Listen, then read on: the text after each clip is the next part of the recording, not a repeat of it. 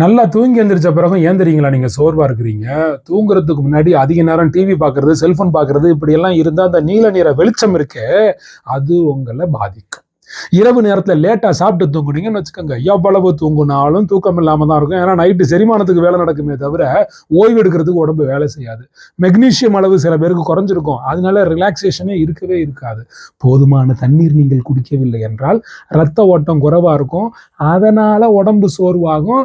எவ்வளவு தூங்குனாலும் 8 ஹவர் என்ன 9 ஹவர் என்ன 10 ஹவர் நீங்க தூங்குனா கூட தூங்குன மாதிரி உங்களுக்கு தெரியவே தெரியாது.